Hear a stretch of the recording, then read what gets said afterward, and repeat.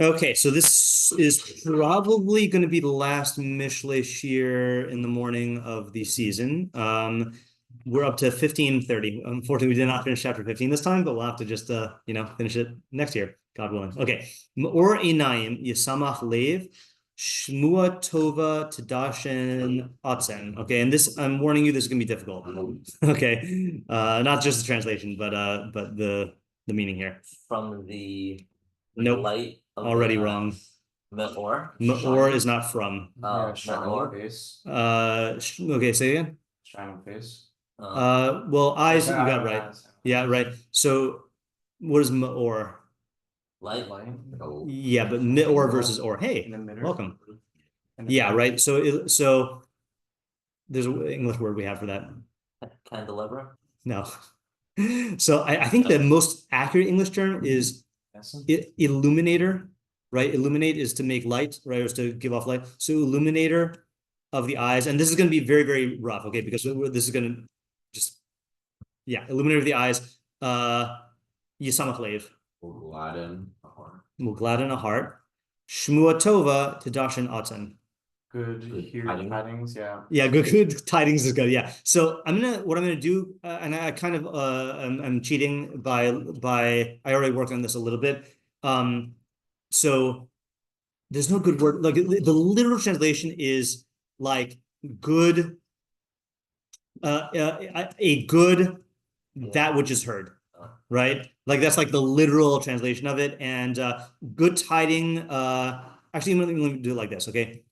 Good news, literally a good that which is heard. A good that which is heard. Tadashen Atem. Like stones. Yeah, so you're getting it from. Yeah, right, exactly. Yeah, so I as you can see from Metzudas ציון, Tadashen is inyan shuman. It comes from fat or oil. So I think the most literal translation here is fattens a bone. Okay. Hold that thought for a second. Okay. So yeah, Metzudas ציון says, I forgot to save this in the right file. Give me 1 second. Now this is notes. Okay. So that's Metzudas ציון. Okay. Sadigon says, Kimo shema'or ha'inaim misameach es halev. Oh, this is a this was a typo that I fixed on All Torah. Midashenet is what it's supposed to say. I don't know how I got the other one. This is Misameach Slave. Oh, sorry, never mind. Oh, for the second half, yeah, sorry. Yeah, Kamoshim or Hainai Misameach Asalev, Kach Hashmua Tova Midashenes Hayatem. Okay, so slightly different. How is he translating this? Hello? Yeah. Like an example. No. Just like that which illuminates the eyes brings joy to the heart. So too, Hashmua Hatova Midashenes Etem, a good, I'm just gonna say Shmua, fattens the bone. Okay. It's that which illuminates the eyes, not the illuminator of the eye. You're saying illuminator of the eyes is who makes the eyes illuminated, not the eyes are illuminating. Hold on, yeah, I wanted to capture that thing. Hold on a second. Just as the eyes. Is there a way? I think there's a way to say this. Just as. The illumination of the eyes. Yeah, illumination of the eyes. Yeah, I think that's the way to capture it. Illumination of the eyes. Just as you'll see why I'm harping on this point. Just as the illumination. Oh, even better. Hold on a second. The eyes illumination. Sorry, the eyes illumination. Okay, just as the eyes illumination brings joy to the heart, so too a good shmua fattens the bone. Okay, Targum I think is just a literal translation. Nahora de aine machre liba. Machre is just a what was it? Not clear. When I looked it up, it's hard to look up. Might be related. I don't know, but and then Machare liba shum asa tava medahana garma. Okay, fine. I'm gonna just stick with assuming that it's mostly the same. Okay, and then our scroll says enlightened eyes, which I had mixed feelings about because I feel like that's a little bit of a modern idiom. And I don't know if it's necessarily the same, so take it with a grain of salt. Enlightened eyes will gladden the heart. Good news will fatten the bones. They go with news. Rav Hirsch says the light of the eyes rejoices the heart, which is a little weird to say rejoices. Is he feel? I don't know. In English, if you good news gives marrow to the bones, which I think is probably a good assumption for fattens the bones. And then because the bone matter itself does not get fat, and if so, then that got to see a doctor.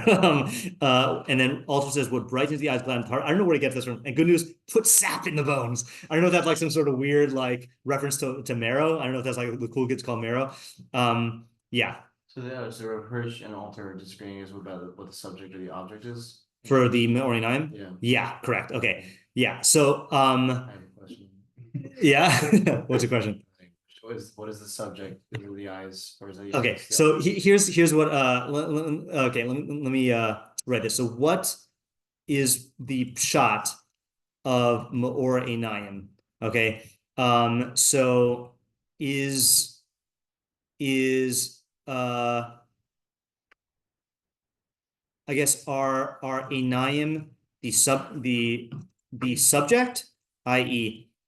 the eyes are what give off light, okay? Or are they the object, i.e. they are what is illuminated? Okay, now, who knows why this ambiguity is particularly like relevant to something written in the time of Shlomo HaMelech? That's a very big question. But in other words, I think if we were to say this pasuk now, I don't know if we would word it this way. And it has to do with the theory of vision. You're saying how eyes are what would create like the fire. Yeah. Okay. So I did not know the name for this until I looked it up yesterday, which is the extramission theory of vision. Okay. Let's look here, or emission theory, which is the more boring name. Extramission or theory, or extramission theory, or extromission, or extromissionism is the proposal that visual perception is accomplished by eye beams emitted by the eyes. This theory has been replaced by intromission theory, or intromissionism, which is that visual perception comes from something representative of the object, later established to be the rays of light reflected from it entering the eyes. Modern physics has confirmed that light is physically transmitted by photons from a light source, such as the sun, to visible objects, and finishing with a detector such as human eye or camera. So I intended to dive into the rabbit hole of ancient theories of vision. I only like peered over the precipice of the rabbit hole, but basically they thought I think in biblical times and up through Plato at least, I think Aristotle is where it started to change, is that they thought basically that there was light emitted from the eyes in combination with external light like the sun, and that's what caused you to be able to see things. So they just didn't have. It's hard for us to think about because it's so intuitive now. They just didn't have this notion that like light was being reflected off of stuff into the eyes. Like that's a new way of thinking of stuff. So what's the well-known phrase in Gemara that like reflects, no pun intended, this theory? What do you call someone who's blind? So Yeah, which means a lot of light. Yeah. So why do you call a blind person someone who has a lot of light? It's a euphemism. Right. So in has a lot of exactly light. right. So I assume that this is in either Aramaic or Rabbinic Hebrew, that euphemisms are always done by reversing the thing. So instead of saying like curse, if you're talking about Hashem, you say Birkas Hashem, blessing God, or instead of saying instead of saying something bad's happening to the Jewish people, you say something bad happens to the enemies of the Jewish people. And so the same thing here is someone who is blind, we say Sagi Nahor, they have too much light, which is a euphemism for they have no light. So that's the theory. So that's what makes this a little confusing here. Is Ma'or Einayim could just be a reference to the phenomenon of sight, meaning like what we would say, for example, like I'll just say possible, let's just say what just happened there? Possible modern translation is the capacity, I don't know what's going on with my time today. The capacity for sight gladdens the heart. Okay. In other words, this might not at all be, this just might be part of the facts here, that like the ability to see, which they would call Ma'or Einayim, you know. So that's like what we have to just keep in the back of our minds here. Yeah. What's the Hebrew word for the ability to see? Like the Hebrew phrase, whatever. I don't know if they had a Hebrew phrase in biblical Hebrew. I mean, the chush hareus. What was that? When they're out, Well, you're saying the faculty itself, or Well, the I guess- ability itself, Like the capacity for sight. Like how would you say that in Hebrew? right? What does Hashem say to? Does he mention that in Moshe at the Sneh, or is that just the ability? You know what I'm talking about? Who misam pel adam? Does he say the thing about That's a good question. I don't know. That's where my mind first went. And to be honest, it didn't go there. It went to Prince of Egypt. Because that scene is I watched that again over Pesach. Such a great movie. Oh wait, sorry. Oh, that's not in the chapter. Yeah, here we go.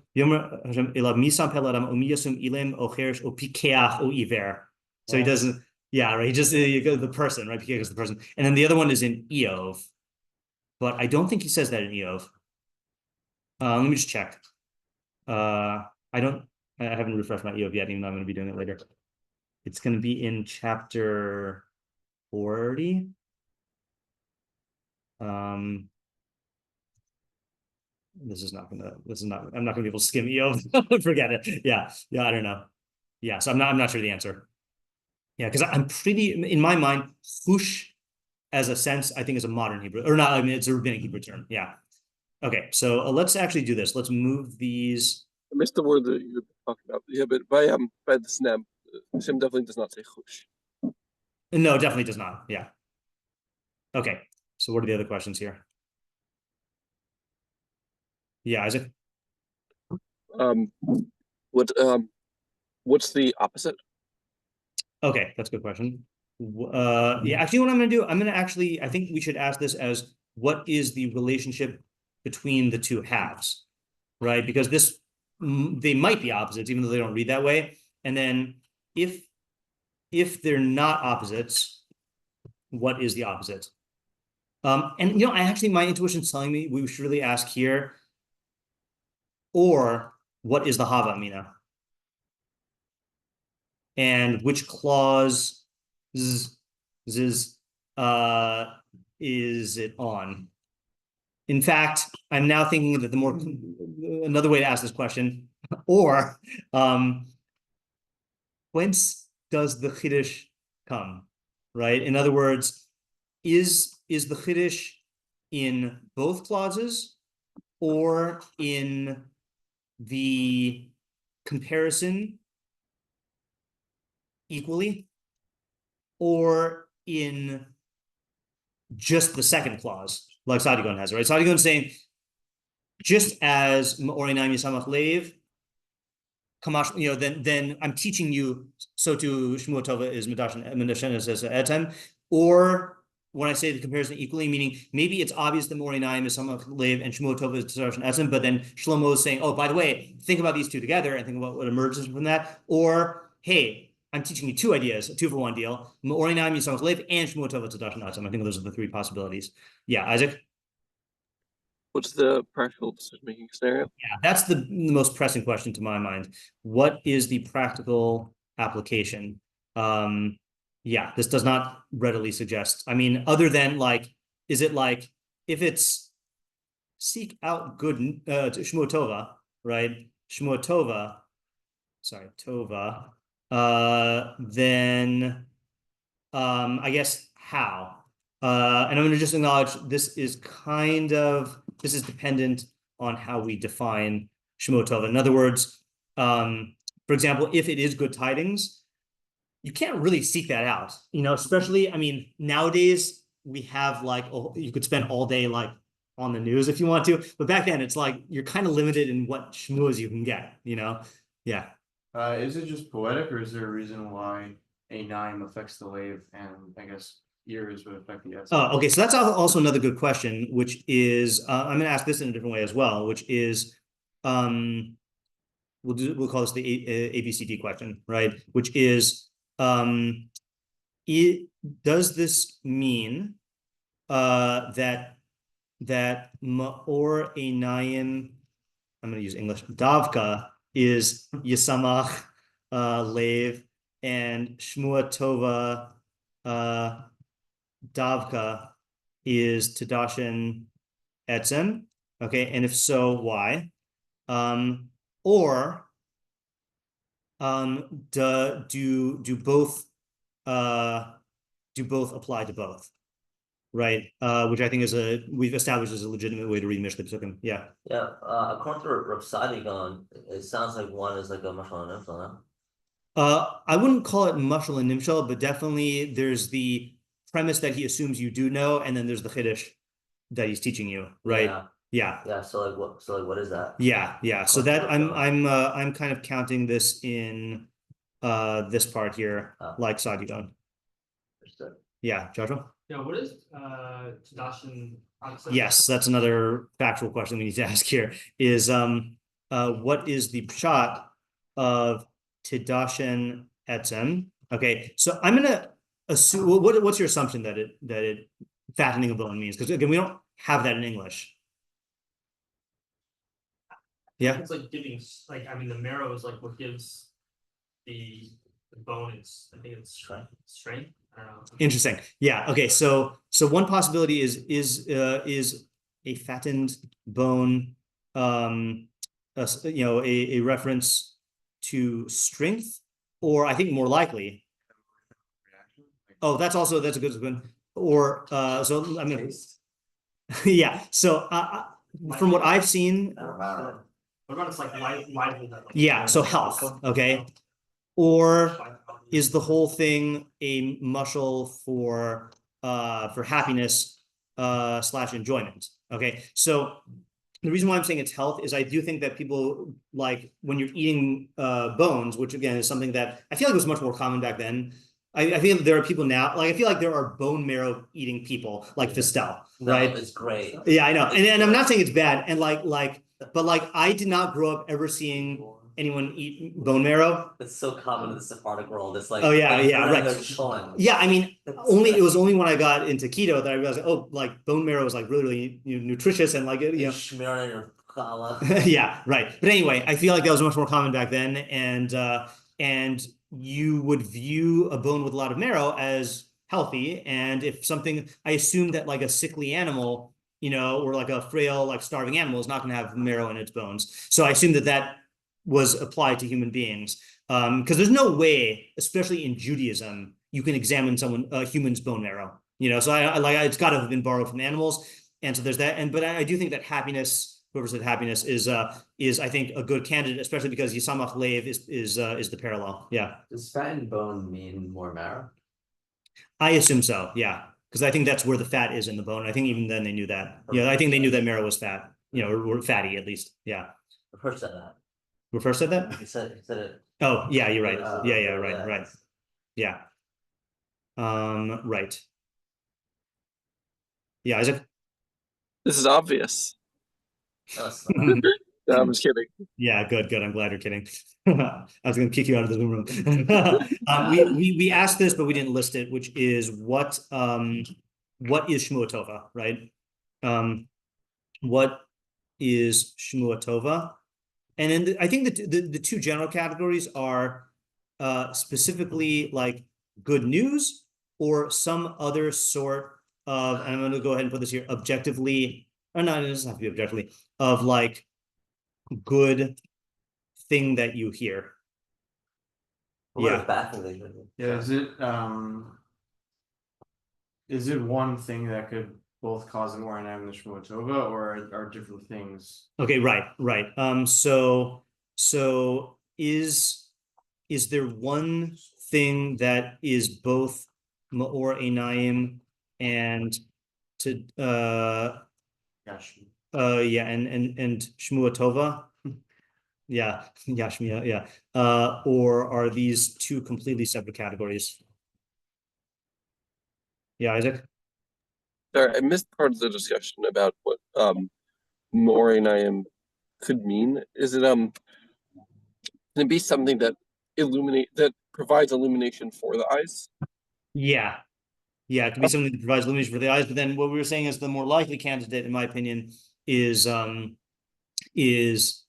the faculty of sight itself, because they believe that sight works by the eyes emitting light. So eyes illumination, the eyes are the subject, that they are ma'or.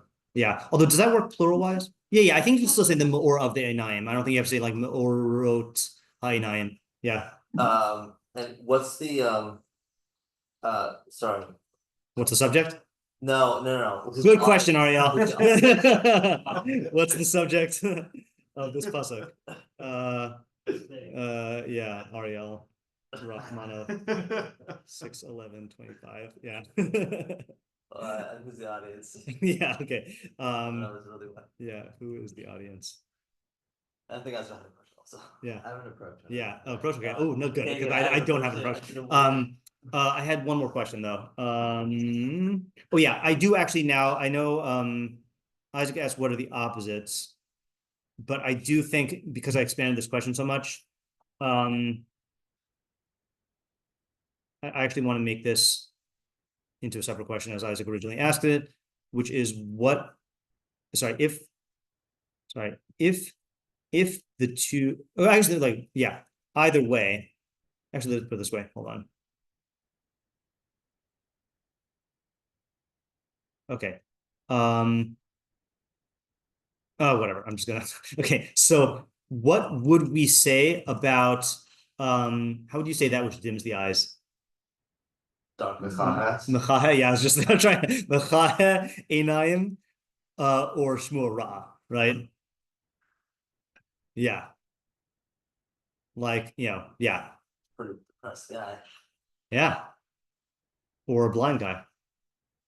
Okay. Ezra, you have a Yeah. approach, yeah. So, I mean, the first thing I was thinking is that Shemua Tova generally causes more einayim. Like, if you hear good news, your eyes are gonna light up. You're Okay. gonna be happy. Yeah. Oh, I forgot to write that. Hold on a second. Or is or einayim just an expression for like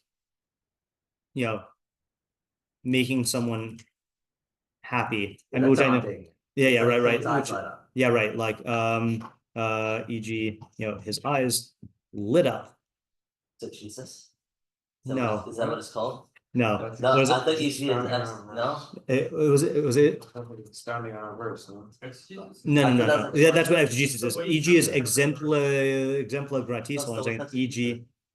is exempli gratia, which means it, for example, yeah.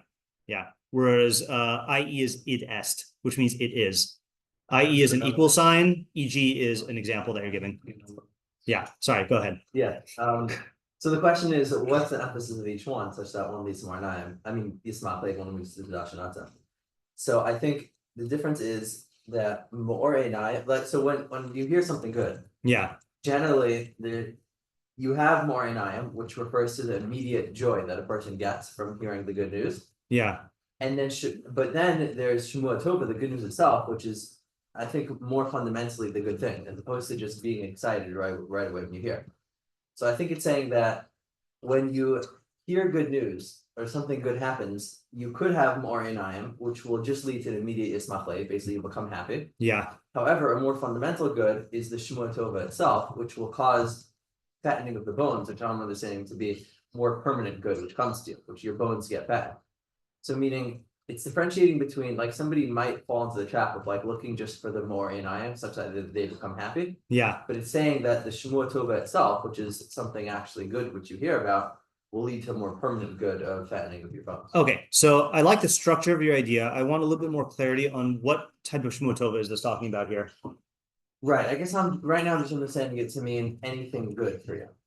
Meaning whenever you hear something good, there's the actual good which comes from it, which is the Dashanata, and there's the joy that you get right away from it. Yeah. But it's saying that the Yismach Lev, I think Yismach Lev is much more of a temporary state than Dashanata. Okay. So can you give me an example of because now, according to that, it does seem obvious. Well, I guess it's trying to tell you that, I'm still trying to develop exactly what it's trying to tell you, but basically, when somebody might be looking just to hear good news and see the benefit of the good news as, now I'm excited, like just to get that excitement of hearing something good. Mhm. And they might look for that Yismach Lev, as opposed to seeing really truly the value in the Shemua Tova, in the long-term benefits of the Dashanata. Okay, hold on a second. Primarily as a source of immediate happiness, but neglect the objective benefits. See, I think what I'm stuck on here, and the reason why I'm thinking it's obvious is like, let's say you, I don't know, you applied to a job, right? And you're uncertain whether you can get it, and then you get the job. They say you got the job. So you get the immediate joy, but it's obvious that there's going to be a long-term benefit to the news. That's why, So I think maybe the difference is going to be where if you're looking for the more NIM, there's going to be certain types of good news you're looking for. If you're looking for Shmua Tova, there can be other types of good news you're looking for. Okay. So what's the chiddush? Is if you're a person who is looking for the Yismach Lev,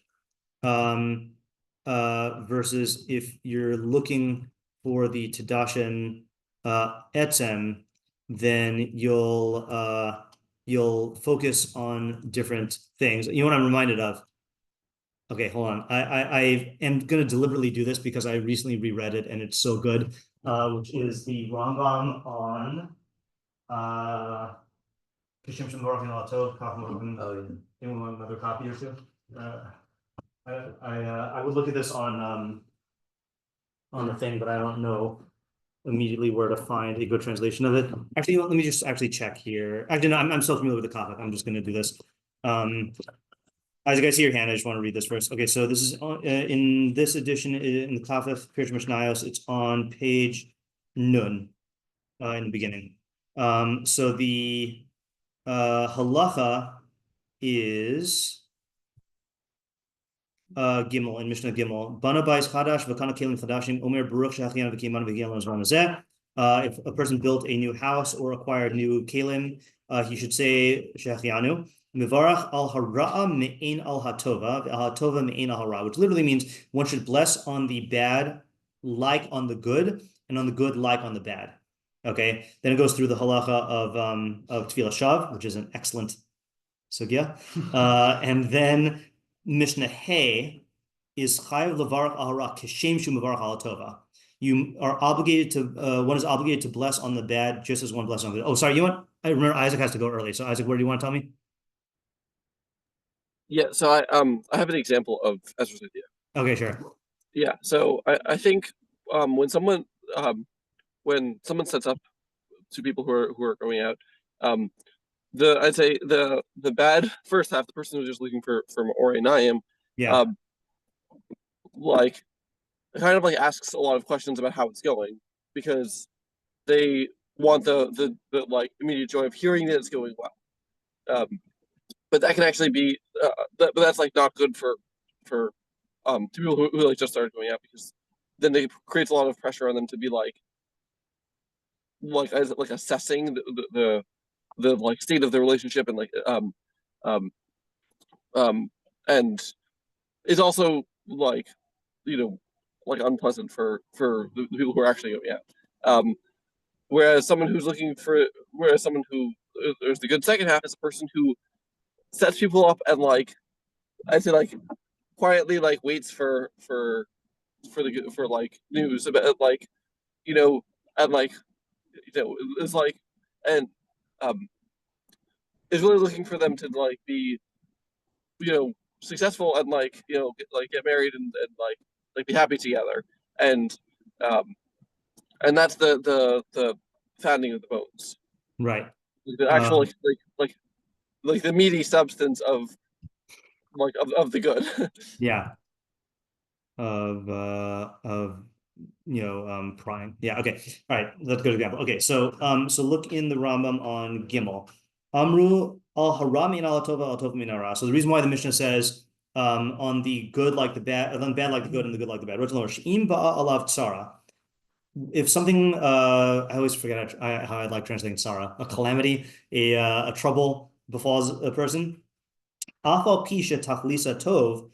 Even though its outcome, its long-term outcome will be good, Navarach Dayan Haemes, then you make the bracha of Dayan Haemes. V'zehum ein al hara. That's what it means, like on the bad. He's going to give examples. And so too, if something good happens, even if the ultimate outcome is bad, you say so an example of the first category, where it's something that is bad now, even though it's going to be good. Is a flood, floods his field, then that's bad. Even though it's going to ultimately be good because it's watering his land. Even it might even like enrich his land because it brings stuff, but in the meantime it destroyed all of his crops. An example of the second category,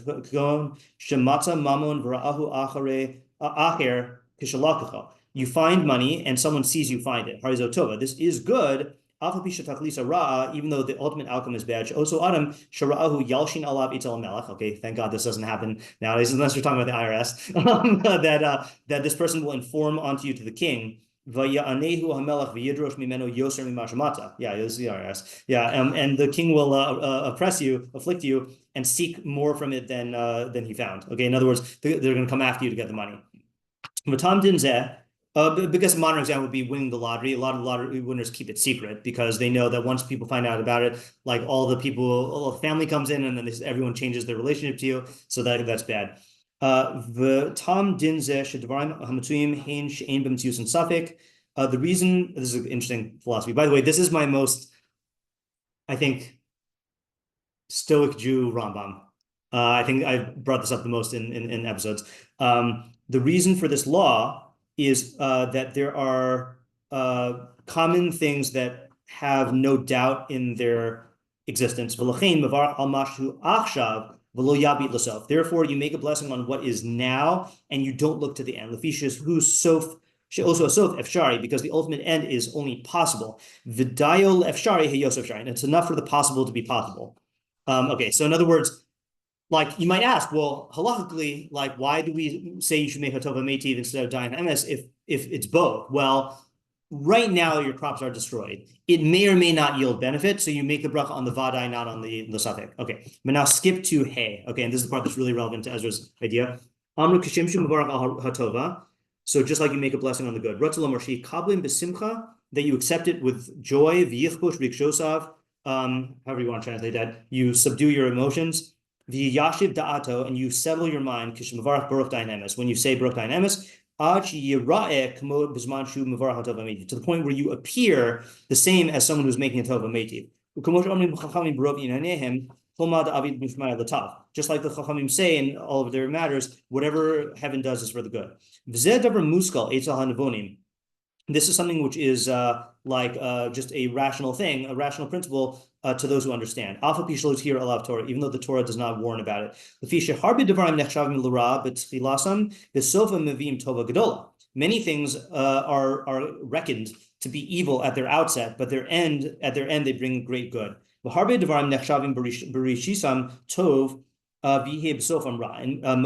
certain things are considered good at the beginning, but ultimately are bad, very bad. Therefore, it is not proper for a navon, someone who understands, to afflict himself, to be afflicted when some great calamity or a dangerous sakana happens, because he doesn't know the end.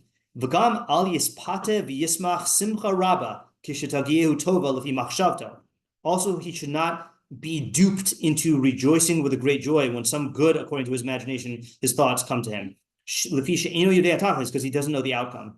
And also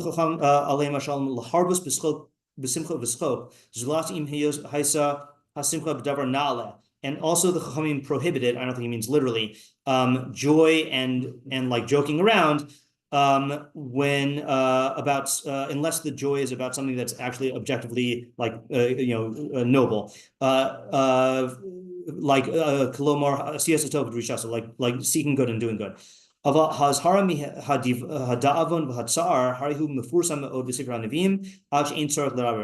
But the warnings against despondency and pain, suffering, it's very well known in the books of the Nevi'im to the point where we don't need to talk about it. All of this. If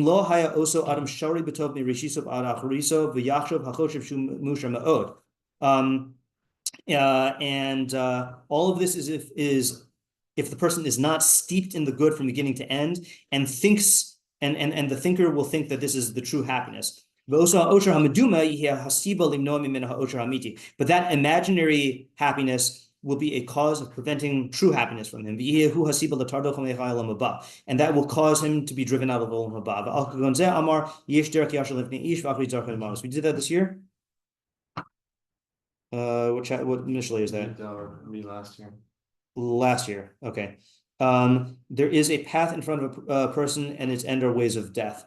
Therefore, yichavin adam machshavto, or yikon adam machshavto v'yivakish mehakel shi'eh kol ma she'yipreu ba'olam hazeh mituvosav v'osav siba l'hazakas osher amiti. Therefore, the person should direct his thoughts and ask God that everything that happened to him in this world, good and bad, be a cause of him acquiring the ultimate good. Okay, so what does it have to do with Ezra's idea? Is I think that the person who is attached to the experience of Ma'orinai Misamach Lev is going to fixate on immediate joy, and that could at best cause him to miss out on the objective good, but at worst could dupe him into being blinded to the ra that could come from it, or in the middle, like Isaac's saying, it could actually cause him to engage in like an interfering process of like, let's say like premature celebration of something, like what's the George W. Bush banner incident?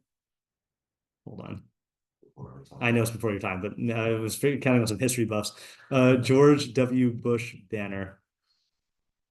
Oh, mission accomplished, right, for Iraq. That was a big thing that he got a lot of flack for.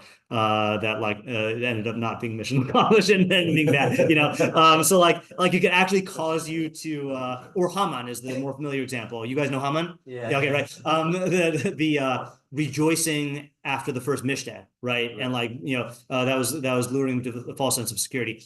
Whereas if you're someone who hears good news but doesn't get excited, but instead focuses on, okay, well, let me have my eye on the objective good, that is going to root you in the objective reality, and it will bring you happiness, but just not immediately. So like it is going to be worth the investment of like waiting till it's secure and like making sure you can bring that about. Right, that's a good shot. Yeah. I have another idea. And I was thinking something like Ezra, but just a little differently in terms of like the two halves of the pasuk. Yeah. I think when with the first half of the eyes, illumination will land in heart. I think that's more like, that's more of like an internal experience where an individual's experience of what he's seeing out there in the world. Okay. So when he sees something that may be good, like for him and whatever he determines and what he feels is good, whether it's subjective or even objective good, it doesn't really matter. Yeah. It's a personal thing. But the second half of the pasuk, I think when he hears something good, that's kind of like affirming his internal belief system, and I think that might be objective, but that's a question mark. I'm not really sure if it has to be objective, because I'm only saying that because if he hears it, then other people are saying it, then now if it's in the masses, then maybe that makes it objective somehow. I don't know. Interesting. So I thought the direction you were going is Yismach Lev is internal, and I thought you were going to say that Tadash and Atzem has an external manifestation. No. It's that manifestation still within yourself, but you're getting that from an external perspective. Okay, from outside. So when you say internal, you mean like it stems from internal causes? Yeah, you have two different feelings. Like if I see something, and if I'm the only one experiencing that, yeah, I'm happy, but the quality of happiness, it's not as great as if you're sharing with other people. Okay, right. It's more intensified. Okay, and so in other words, it's more intensified because it's shared with other people. So now I would ask here, what's the practical application? Yeah, so that's a good question. Now I have a split between the two audiences. Yeah. Now, one, I'm gonna one perspective is this is for a third party, because if he knows the person he's speaking with, he can cater to his psychology, to his needs. you know, or if a person, or the other way to, go on is, okay, like if the guy knows himself, and if he knows that he'll be, happy looking, I say this with caution, looking for validation. It's dangerous to say that, but Yeah. he should surround himself with like-minded people. It's not a good way of saying it, but it's very bad. But I don't mean like Yeah. he's seeking validation. Okay, so I think this approach has potential. I like the focus on the internal thing for Lave, and I like obviously Shmuel Tova is going to have to involve at least one other person, So Yeah. I think that's a good start. I want to think a little bit more about the practical stuff. What I want to do is I want to read the Metzudas David and Rabbeinu Yona today, okay? And then just to plant these ideas here. Yeah. Can I just ask on, I guess, maybe Ezra's approach is, so I understand the idea like Shemua Tova, like it's a good thing. Yeah. Right, that is essentially what they need, but why Shemua Tova? Meaning, like, why is it just like a sense experience of hearing that? Good question. That is what. Yeah, I don't know. All right, this is a good question. I'll list that as the question here. So this is, let's see, his question is why Shmua Tova? Okay. All right, so so Metzudas David, why is this not working? Says Me'orinayim, Aras Einayim B'davar HaMesupak. So the enlightening of one's eyes, which I think is where our school got it from, on a matter that is doubtful, Yismach Lev.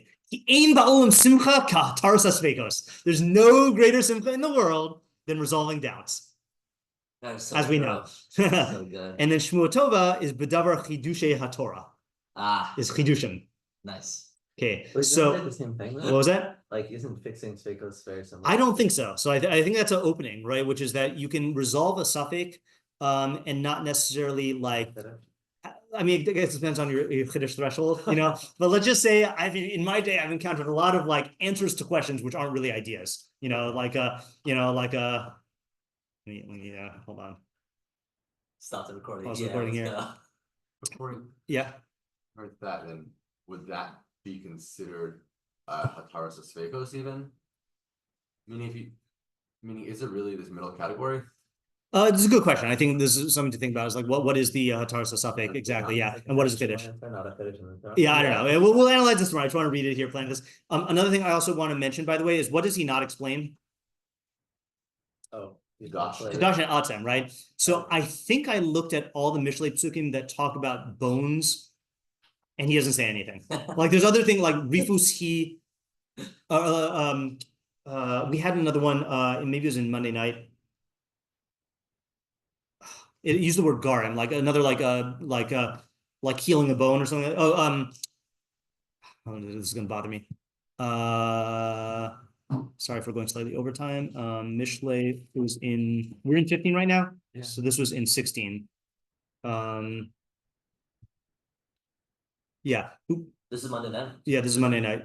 Suf Davash Imre Noam, Mato Lenav Umarpe La'atzem. So like drippings of the honeycomb are pleasant words of pleasantness, sweet to the soul and healing to the bone. So I looked at all the psukim like that I think, and Metzudas David never explains it. So that's a little frustrating. And let's do Rביnu Yona. Rביnu Yona says on the left, right? Yeah, okay. Morinaim, or Yarchiv Lev Adam. So light expands the mind or the heart of a person. Halachos seek out light and clarity. So I've never heard that one before. Ushmua tova tadashin atzem yisron yesh lishmua tova. There is an advantage over a shmua tova. Ki milvad shetismach halev hashomea. Aside from bringing joy to the heart of the listener, tadashin atmosav. It also fattens his bones. Ki hine harbe toelas hamagas min haozen me'asher tagia min ha'ayin. There's much more benefit that comes from the ear than that comes from the eye. Upirit shlomo alav shalom ba'achas min ha'toalos ki rabos heina. And Shlomo is specifying one of those things in this pasuk. Ram Ruzal Perisho, no demekulo. I didn't look into these halachos, but if you make someone deaf, then you give him full restitution. Once it has been established, clarified that the ear is a very noble limb, organ, I guess. Gam min ha'ayin shu aver nichba, which is even more so than the eye. Ma ma'od tigdal hachova la'avod bo esabora yisbarach. How great is the obligation to serve God with the ear? V'ra umar lahashbiso mi'masav, which is and how evil and bitter is it to cease from using it properly. Al kain samach acharav. That's why the pasuk afterwards says. And we can read this because we're not going to get to it till after the summer. Ozen shamas tochachas chaim b'ker chachamim talin. One of Rabbi Moskowitz's favorite psukim. An ear that hears the rebuke of life will lodge among the company of chachamim. Okay, so it's basically urging you to use your ear in a good way. But we'll see. Also, we don't have time for it now. The Malbim, I think, says the opposite. He says that the purpose of the pasuk is to show that the eye is more valuable than the ear. It's a good machlokes. I was For gonna ask why. the Yeah. for the Rabbeinu here, it makes sense because you take care of shit the katan, but suma is still considered kiyah. That's interesting, right? But that I think is due to the factual reality that people who were deaf never learned language; they didn't develop cognitively, whereas people who are Right. blind can. Yeah. Okay, interesting pasuk. I'm glad we got some ideas because I found this very difficult. Yeah. Okay. See ya. Thank you. Thanks. About 5 minutes or so.